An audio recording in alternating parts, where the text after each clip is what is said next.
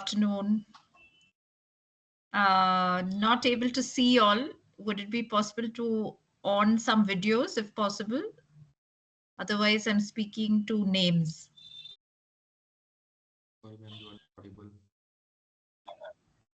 Can you hear me? Are you able to hear me? No. Okay. Are you able to hear me? Audible, ma'am. Sorry. The chat people are saying yes.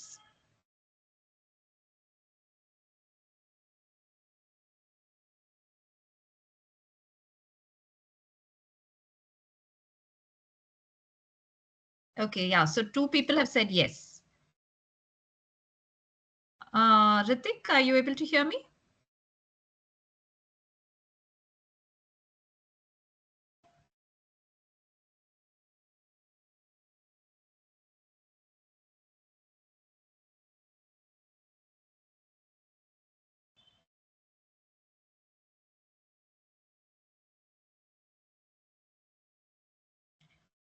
Okay, so I think I will start because I think only Ritik is not able to hear me. So yeah, great. Okay, so others are able to hear, and yeah, good afternoon to all of you. And it would be great if you can on your videos so that I can at least see, you know, oh, you can't unmute. Okay, okay. Okay, fine. So then whether you'll like it or not, you'll have to listen to me. And yeah, I'll try and keep this short and interesting. I'm happy to take questions. What I'll be covering today is basically, the background of the wealth management and personal finance industry. I'll be talking about a little about mutual funds and about RIAs, that is Registered Investment Advisor from SEBI as a profession, which y'all can pursue. Happy to answer any questions. And of course, thank you to the college and the association and the IIT. I understand there are a group of people who have joined from various, who are engineers from various backgrounds. So interesting to see engineers who are attending a financial planning or a wealth management kind of presentation today. If you all have any questions, please do stop me either in between or at the end. I don't know if you all can ask questions by unmuting. I wouldn't be checking the chat window. So, oh yeah, someone has said you can unmute, turn on your videos. Excellent. So thank you to that person who has done that. And thanks to again to Consulting and Analytics Club of IIT Guwahati. I hope the weather is cool over there as it is here in Bangalore. So, okay, let me start. I will share my screen. How do I share the screen? Share. Okay.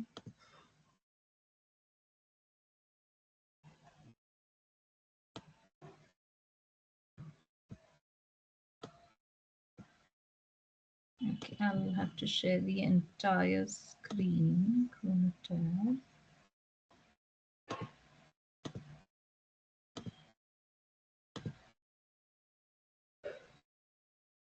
Okay. Are you all able to see my screen, everyone? Just someone can unmute and say yes because I can't see you all. Yes, ma'am. Great. Great. Okay. Okay. So, a little background about what's happening in India in terms of assets, right? So predominantly we have seen a very skewed nature in terms of allocation of assets. in real estate, in gold, in fixed deposits. But over the last decade, the asset movement has moved into financial assets. In fact, developed countries like US actually had very around 44% in kind of financial assets. I'm sorry, in real estate assets, and the rest in financial assets. But for a country like India, almost 60 to 70% or more actually is in real estate, fixed deposits, and gold. These are traditional asset classes, and this is where the allocations are. So it is your and my job to make individuals aware that traditional asset classes today have become very difficult in terms of managing. They have legal hassles, they are illiquid. um, uh, you know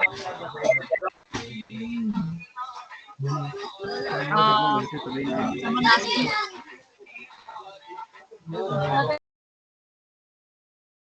Okay. So yeah, if you want to ask any questions, please unmute and ask, because right now I'm not able to see y'all. I can only see my screen. But please feel free to unmute and ask questions. And the good news is the ultra HNI individuals are actually growing, and India is the third fastest growing country in terms of the ultra HNI individuals. In fact, I think it was the budget of 2022, which stated that today India is, I mean, at that time, the fifth largest growing country, after US and Japan and Germany and China and those kind of countries. But in terms of ultra HNIs, actually today, India stands out at a glaring number. And this actually talks about the potential of wealth management, the growing, benefit of, and in wealth management, you have various streams, right? So you have personal finance, you have brokerage, you have direct equity, you have research. A lot of focus, folks, is going into research when it comes to personal finance, because clients are getting more aware and they are looking at customized solutions that are going to be provided or backed by good research. And that is definitely a growing field. So for research, you have, I'll come to the courses, etc. But there are, that is one kind of place, which is really growing well in wealth management. So like I said, predominant assets today are lying between real estate, gold, and FDs, right? So financialization of assets has happened in the last decade or so, but still, if you see today, the penetration of mutual funds is about 11% in our country. Why I'm talking about mutual funds is because this is one asset class that is actually been easily accessible to the masses. And there are companies that have reached even the rural areas of, providing investment in mutual funds as an investment option. So, of course, earlier there were instances where the reach was low, and therefore predominantly the traditional asset classes like FDs and real estate have taken the center stage. But people are realizing that, so when we typically get clients who have invested in real estate and they say, oh, my money has doubled in real estate. But the first question we ask them is, how long has it taken to double, right? So if you've invested, say, 10 lakhs or 50 lakhs, and it has taken over 10 years to double, then there are other asset classes which are growing much faster, right? Like, so equity and mutual funds and ETFs, etc. They're doubling roughly every 5 to 6 years. So, unfortunately, in real estate, there is no benchmark, there is no indicator of growth of assets year on year basis, right? So, it's very difficult to say that when my money has doubled, what exactly has been your CAGR, compounded annual growth rate of return on that investment. And for that, you need to know exactly what was the date of purchase, what was the date of sale, and how long it has taken to give you that current value after, say, 10 years, 15 years, etc. Right? So that is something that people are not aware of, and this is where you can kind of guide them. So this again is talking about the growth of wealth management. So we have a report in 2022 and a more recent report in 2024. So 2022 is talking about Asia growing and the expected return on asset classes. And asset classes, I don't know if you all are aware. So asset classes is basically investing in equity, um, gold, fixed income. So fixed income could include bonds, could include fixed deposits, it could include government securities. And then another asset class is, of course, cash. And then you have real estate. And, so these are the various asset classes. An investment advisor or a financial advisor typically works with the client in terms of determining what is that asset allocation. So that is the fundamental of creating a portfolio for any client.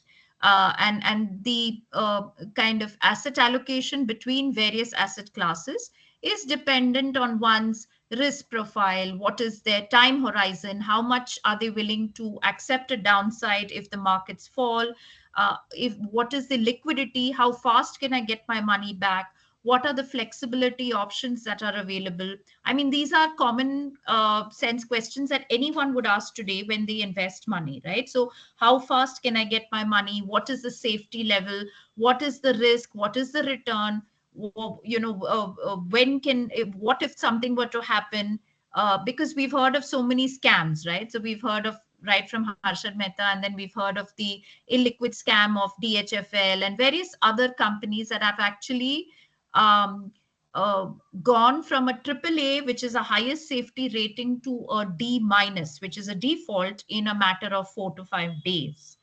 And that is why I'm again saying research becomes so very important when you are, talking to clients when it comes to investment opportunities or options that are available. Right. So this again talks about how the BCG Group, Boston Consulting, has estimated that the growth of wealth management has been growing, and there is huge potential for this industry, for this profession. In fact, a survey has shown that the wealth management industry is the most sought after technology or IT. Right. So this is something that is definitely a worthwhile option to consider. Now, India, like I said, has grown, in terms of the HNI presence. And this is a very recent report. If you see, it's 7th December Business Standard. There's been a remarkable increase in the number of billionaires in India, followed, of course, US and China is first, but China's, dependence, and we all know what's happening with the Trump kind of election right now, will reduce over a period of time. This is good news for India. This is good news for India because the US economy and the US president is looking at obviously exports and outsourcing and those sort of things. And that is where India would get those orders in terms of, business growth, right? So we look at so many macro factors and micro. So what are macro factors? So macro factors look at inflation, interest rates, GDP, the business relations between countries. And then you have the micro factors when it comes to actually selection of industry, selection of stocks, selection of portfolio, etc., that would lead to, finally deciding what exactly works best for the client. And this is an ever-changing need, when it comes to portfolio management or client management, because the needs change, the objectives change, the market changes, the portfolio has to change. So there are so many changing variables, and of late, and this is very, very significant and showing for across clients, is the behavior patterns of individuals change. So if an advisor or a portfolio manager is able to handhold or provide insights on the behavior patterns of how certain people act in certain kind of market situations, and how they would make changes, or suddenly they might want to add or remove investments. So these are all behavioral aspects that lead to the point of and believe me, again, behavior is a very, very growing field in personal finance. So companies like Morningstar have actually done huge amounts of research. If you just go to their website, Morningstar, you'll be able to see behavior patterns of clients, behavior patterns of advisors. And there are detailed research reports that today you can download and understand what is the impact that that has had. And in fact, some very interesting insights on what the client is looking for in an investment advisor, and what the advisor is thinking the client is looking for in an investment advisor, right? So if there is a mismatch, there obviously has to be a set right option in that. So this talks about the trends, right? So I was talking about behavior finance, and that's a very, very important trend that's actually happening. A lot of startup culture, a lot of HNIs. There are more complex investment solutions that are being offered to HNI clients.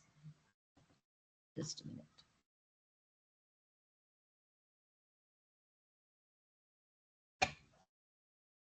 So and then you have the organized sector, and then you have the unorganized sector, right? So there is a lot of in fact, the budget again talks about digitization and financial assets being increased over a period of time. So you're talking about 2040 as what was that name?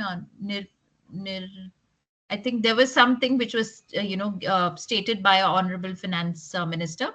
So basically, there is a lot of changing dynamics. There is a lot of things that people need to keep always attuned to when it comes to the personal finance or wealth management industry.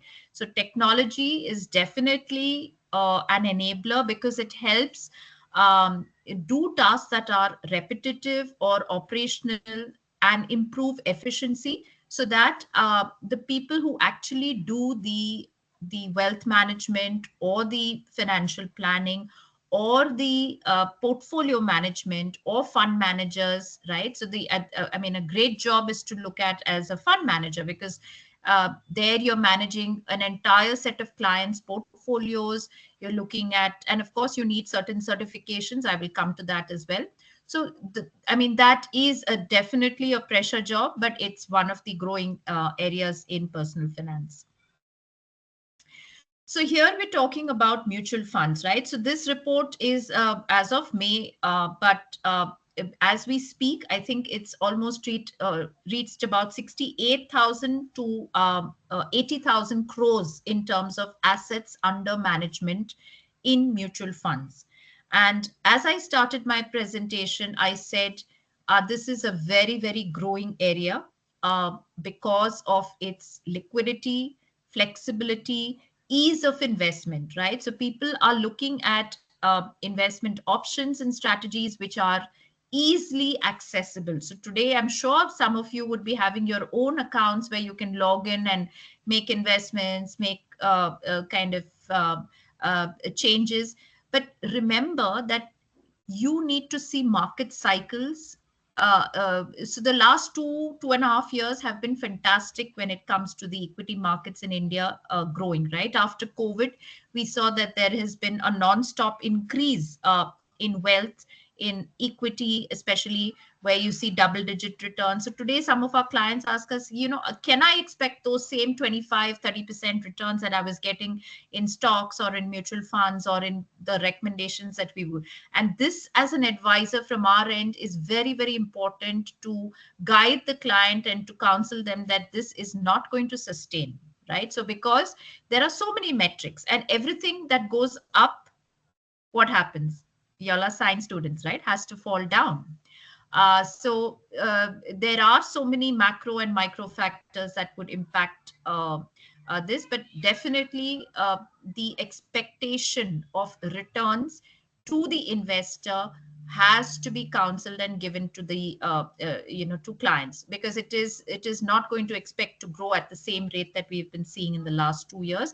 And we have seen that, in fact, we have market cycles, right from 2000, 2003, 2013. Of course, 2008 was a financial crisis, and then you had 2018, and then you had the war, the Ukraine war, and now again you are still in the war. But of course, uh, the dependence of geographical or geopolitical factors on India, thankfully, is not high.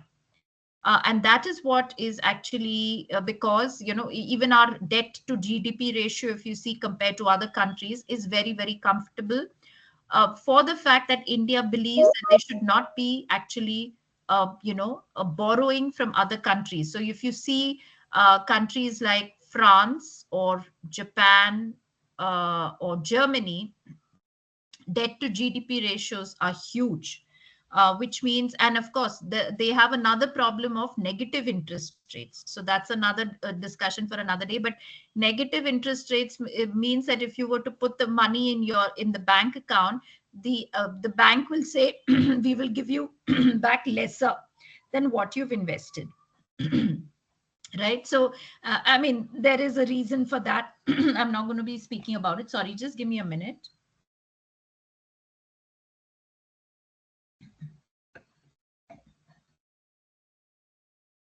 Yeah. So here, the potential for mutual funds as an investment option for individuals is a fantastic way. In fact, all of y'all should open your mutual fund accounts and start investing. If you don't know where to invest, there is a category called ELSS, which is Equity Linked Savings Scheme, which gives you, in fact, Section 80C tax benefit. So it's a dual thing, and it gives you investment in equity kind of performance, but there is a 3-year lock-in period. So start a PPF account, start an ELSS, and keep adding to it. So because I am in this profession, my son, who is now 21, has been investing right from the time he was about 14. For where, I mean, he's been hearing when I speak, etc. But it is his own money from whatever he's earned over his birthdays, etc. And that is the kind of culture that you need to imbibe in yourself and in your clients. So SIP stands for Systematic Investment Growth, and you've seen, I mean, the growth has been phenomenal. So industry today is, more than about, I think, 60,000 crores in SIP, 20,000 as of May, and today we are in December. So there again, there has been a great spurt in terms of, this is one option which is so easy to invest. It's like your recurring deposit where you just put in a small amount, and the money, and it can be done on a monthly basis, it can be increased, it can be decreased, it can be stopped, right? So it's very, very flexible when it comes to investing. So this is an interesting insight on the states where wealth is maximum in India. And as you can see, Maharashtra is one of the largest, followed by Delhi and Karnataka, right? So this is where the money is, guys. And a lot of allocation of monies and investments happen here. So this is the, how the wealth management industry has been shaping up. There have been increasing number of advisors. There is more technology. better market penetration, like I said, reaching to rural areas as well, product consolidation, innovation, a lot of disruption is happening. And of course, compliance and adherence is very, very important because SEBI is our regulator. And believe me, they are catching up with all the latest trends in the industry today, right? So, in fact, they are very approachable than say even 10 years back. So if today somebody wants to start a business or wants to open an investment management or a portfolio management, you can have a line of communication with SEBI, and very clearly they will tell you what is possible and what is not possible, right? So it's very important that you get the clearance from them before you plan to go ahead on that front. Right. So these are the certifications and qualifications and experience, right? So RIA stands for Registered Investment Advisor. I'll speak about RIA a little more because this is what we do, but I'm happy to also address on the brokerage and other kind of details. So basically, an RIA is a fiduciary who provides advice that is always in the best interest of the client for a fee. Okay.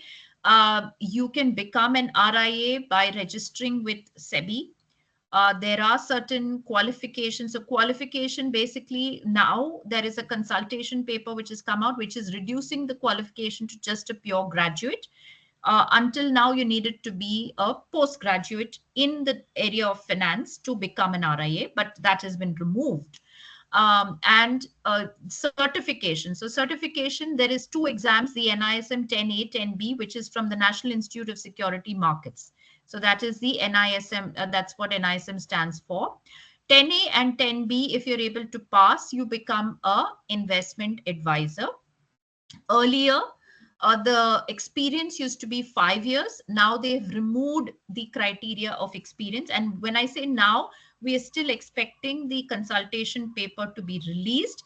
I am part of the Association of Registered Investment Advisors that interacts with SEBI directly. And therefore, we have got this information. But until it becomes from a consultation paper to a regulation, it still remains as per the old rules. Hopefully by end of the year or early next year, we will get that good news. NISM 5A is basically if you want to start selling mutual funds. That's a certification from, again, National Institute of Security Markets. And NISM 15 and 8. These are certifications that help you go into research, trading, derivatives, direct equity, portfolio management, right? So this is directly going to help you. It has quant models, etc. It has, and these kind of exams are not very lengthy, except for the CFA and the CA and the CS. So obviously we know CFA, Chartered Financial Analyst, is a very, very good exam. It has 3 levels, and it takes anywhere between 1.5 to at least 5 years for people to get the CFA charter. It is talking a lot about the technical analysis, portfolio management, etc. CFP is what I am. So that stands for the Certified Financial Planner. So this is from the Financial Planning Standards Board of India, and the US also has its this one. Now, today there are about 1,900 CFP professionals in India. I'm talking about. Over the world, it's about 75,000, and US is topping the number of advisors in their country who are CFPs. Again, this is a certification that will add the benefit to your resume if you want to get into financial planning and personal finance. The coming back to the RIA, you need to ensure that your net worth is there. There is a minimum net worth now. It used to be 5 lakhs. I think they're reducing that to 2.5 lakhs. And there is certain capital or paid up capital requirements that also have to be done. People get scared of audit and compliance, but that is something that if you can set right, create checklists in the beginning, then you're good to go when it comes to the compliance requirements. Um, so talking about these three, these are certifications, and of course the NISM, etc., are also certifications. And on the right, I have mentioned about to get the RIA license or the Registered Investment Advisor license. What are the typical requirements that one needs, to apply for the same? And it's quite a lucrative. Remember, this is a growing need because we've already spoken in the previous slides about how the wealth management industry is growing, and how HNIs in India are growing substantially, right? So you can become an entrepreneur, you can start this, but my advice is always that work with a advisor for at least 3 to 5 years to understand the mechanics of this, because this is where you will gain a lot of understanding, background and experience for what we do for our employees who work with us. We give them regular trainings and regular understandings, updates, market interaction, fund manager interaction. These are things that will help you as an individual build your knowledge base, and then of course you can look at starting off. This is a little of what we do. We are into our two broad areas, and I think I've covered the thing in 3 slides. So this is very quickly talking about, it's not just about the numbers. It also covers a very holistic understanding of your client, and you should be knowing your client inside out, because there are so many life situations that will make them react in different ways, and then it shouldn't be that you are taken aback, right? So you have to be a constant guide, a sounding board, and be able to navigate the client in such a way that, especially when there are market downfalls, or when the client is not aware how to take important decisions, you are there for them, and that's what this industry entails. So I have been in the industry for the last 23 years, and our oldest client has been with us today. So today he's 85, and he's been with us right from day one. So 23 years plus he's been with us. So like that, the average tenure of our clients being with us is 18 plus years. And why it's not simple, it's not a cakewalk. There are very, very difficult times. But I think if you do the right thing, and if you're able to guide them on the right path in their interest. So remember, for you, it might be to make a short kind of commission or an earning, which is not what the client is looking for. The moment the client sees that you're working on their side, then you are theirs forever, no matter what. Even if the markets fall, or even if macro changes happen, they know that this is not in your control, and you are there for them, and you are going to be handholding them and giving them the right advice for their requirements. So that is something that y'all should take away for sure, when it comes to, and it's very simple, right? Honesty is the best policy. So this is what we try and inculcate also in our employees, that if your honesty and if your attitude is good, that's all we need for you to move to the next level and become and grow with our organization. Right. So again, a little about ourselves. I can skip this. And we do a lot in financial literacy. We provide wealth management solutions. We do a lot of goal planning. Goal planning is basically clients who say, I want to plan for my retirement. I want to look at child education for my children. I want to, buy a house.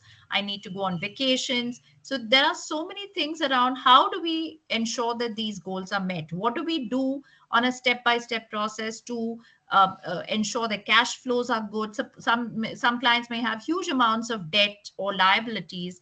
How can we streamline that for them, right? So that is about the work that we do. And I spoke about asset allocation. So this is the kind of circle of the entire process of what we do, right? So we start with wealth management, financial planning, investment advisory. We have some very HNI clients that look at ESG and philanthropy, as well as investment options. NRIs, we get a lot of inquiries from people from Middle East, especially. Estate planning talks about creation of will, tax planning, risk management, and asset allocation. So when I said that you need to be a 360-degree kind of view for your client, this is what encompasses that. So it's not just straightforward when it comes to portfolio, and that's a very small part of it. As you see, wealth management is that, but there are so many other things around that that you can ensure that the client is with you for life. Um, so this is some of the awards. Actually, just yesterday we have received another award, which was for client relationship management and HNI solutions. And earlier this year, I was talking about CFP, or Financial Planning Standards Board. We received an award as the best investment professional. There has also been a book written about the 5 best investment advisors in India called The Wise Owl. And it's available in Amazon. I'm one of them who's featured in that book. So if you are wanting to, please pick up that book. It's written by another author, Anupam Gupta in Bombay. He's chosen the top 5 investment advisors across the country and spoken about little stories or anecdotes of what we have faced in our journeys with our clients. So I am done. These are our coordinates, and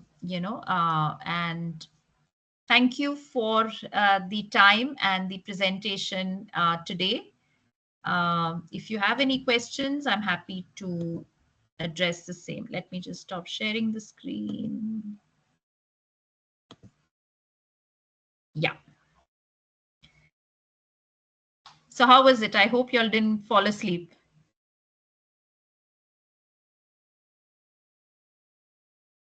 No, ma'am, it was a great session. Thank you.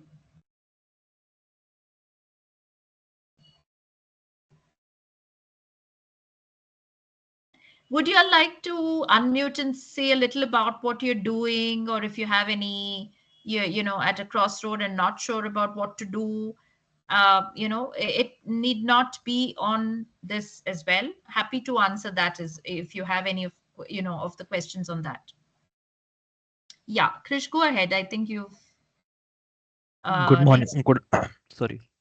Good afternoon, ma'am. Am I audible, loud and clear? Yes, you are. Thank you. First thing, thank you for the session. What I Thank you. wanted to ask is, uh, say, core finance has within itself a lot of rules which are a bit overlapping but largely different. So, just for an example, there is IB, then there is wealth, then there is, say, research, and then there are more. As someone, okay, for a background, I'm a commerce major and I'm in my first year right now. I'm trying to figure out what I want to narrow down to probably in my second or third year. Maybe a CFA, maybe an FRM, maybe. Okay, so NISM is a basic I know. But how do I figure out what I want to get into? Because all of them seem lucrative. I'm pretty sure they are lucrative. All of them seem tempting, but obviously I cannot build a profile or build a journey which is applicable to all the fields. I have to narrow down. How do I narrow down? And if you could share what helped you narrow down to what you want to get into. Yeah. No, I completely agree. I was as confused or even more confused. So the straightforward way of doing this is to kind of un, figure out which are the best certifications today in the industry, which you can use as a backup whatever happens. So, for example, the CFA, hands down, if you're looking at stocks and direct equity and derivatives and trading and hardcore wealth management, that is financial, I mean nothing to do with financial planning, it is more into the product side of investing, then you go with the CFA. The And that covers your research part very well. So the research part, like I said, is very, very important, and that covers that. If you're looking at more holistic, like what we do, which is financial planning, then the CFP, Certified Financial Planning course, is better. NISM are series of exams that you can do even in a matter of 1 month. So if you all have time and you all and they're not very expensive. So remember, these other exams like CFA and CFP are expensive. And by expensive, I mean ranging from, I think, a lakh to 5 lakhs, 6 lakhs, right? In fact, the CFA exam, every time you do it, you need to pay a lakh. And then, of course, there are course material, etc., that you need to work on. But so I hope I've answered your question. It all depends on the kind of credibility that these courses or exams will have, and that could be your selection mechanism. Uh, uh, the Like I said, CFA is very much into research and the technical aspects, etc., and the CFP is very much into financial planning and a holistic approach. Got your point. Thank you, ma'am. Sure. Yeah, go ahead, Jitin and Hitakshi. Maybe Jitin can Ma'am, start. am I Yeah. audible?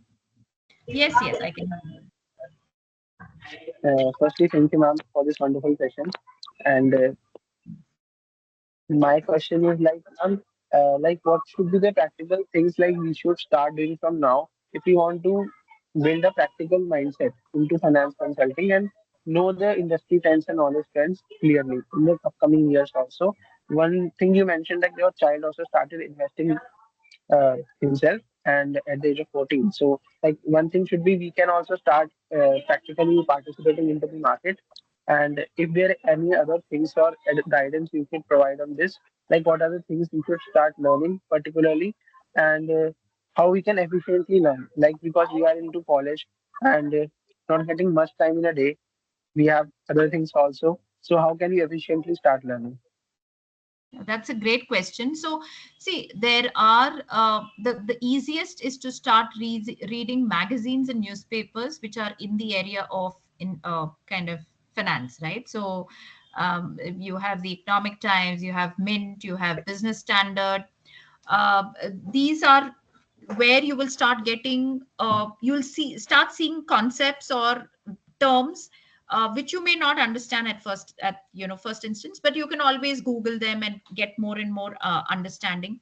There are webinars, and in fact, AMFI, Association of Mutual Funds of India, and NISM, National Institute of Security Markets, hold continuous webinars for students. In fact, many students tie up with them, and they hold courses, they hold webinars, they hold teaching, they hold various things that will help an individual grasp better.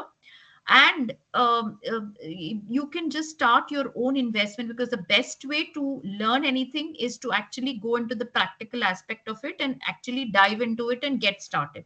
So today, for as less as 500 or even 100 rupees a month, you can do an SIP. But you need to have a minimum investment of 5,000. But the point is that there are platforms available, there is technology available. Yeah, I think you just need to start doing the investment yourself for you to get a little more insight into it, so that you can start asking questions. So this is where you learn the most. Ask questions as much as possible, so that you're able to and what we also tell clients is that the more questions you ask, the better that you will be as an informed client. Because when we suggest an investment to a client, we first want to make that client aware of what they are doing and take an informed decision.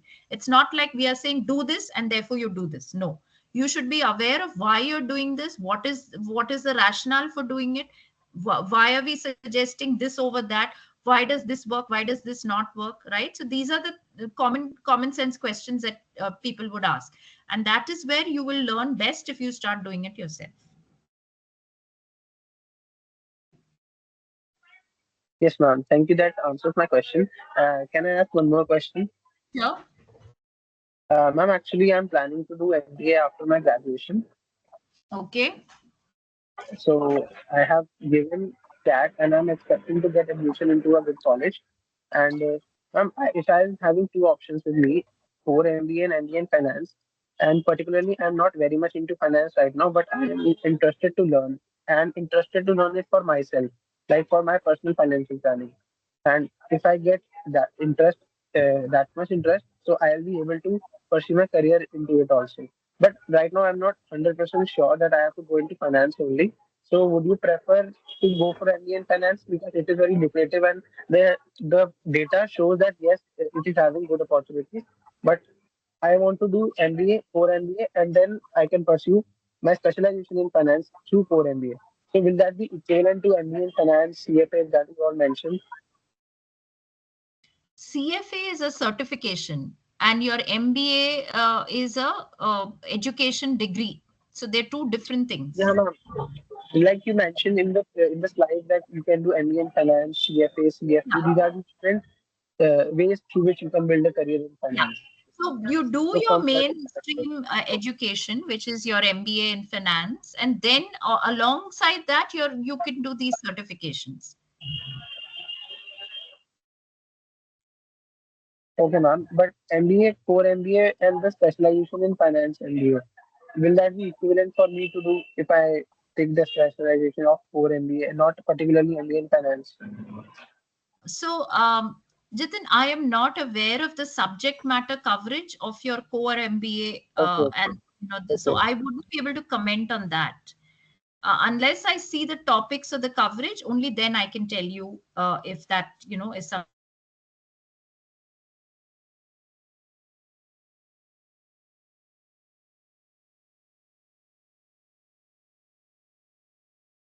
Hitakshi, yeah, please go ahead.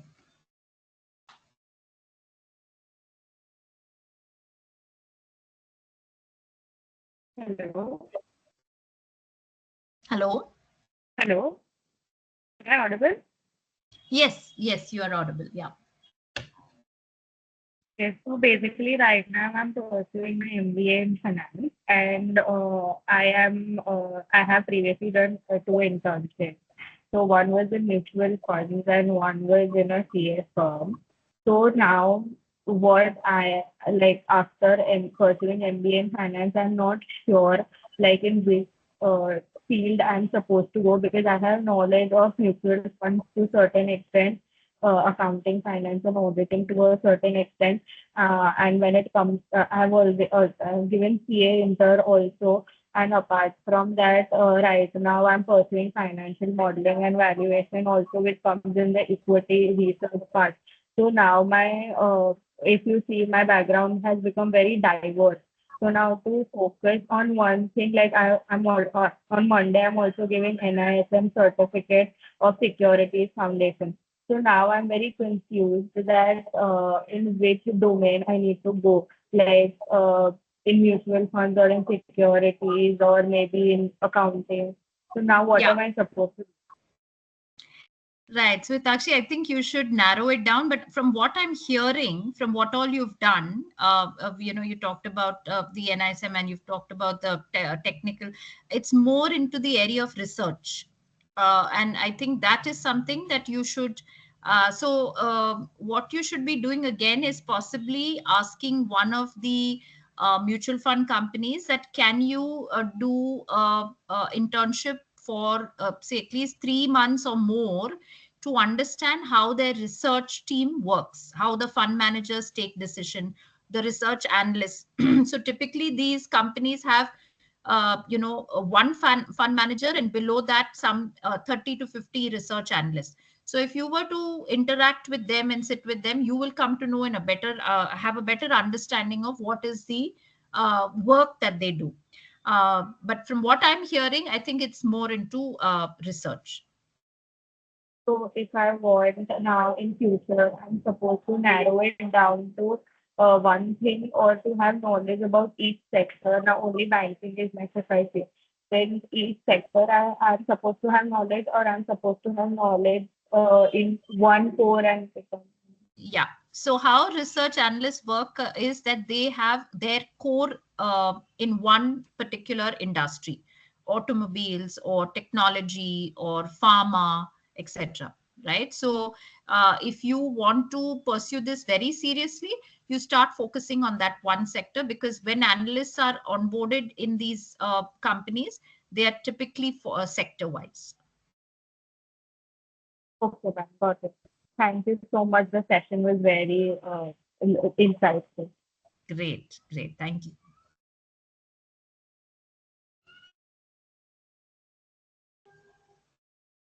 Are we done?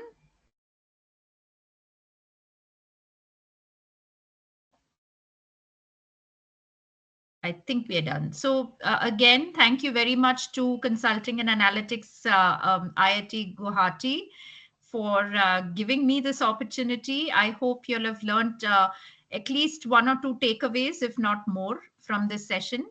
And good luck to all of you on your way forward. Thank you, ma'am, for sharing your valuable insights and speak with us. The session was really amazing and valuable. Thank you, ma'am, once again. Thank you. Thanks for your time. Good day.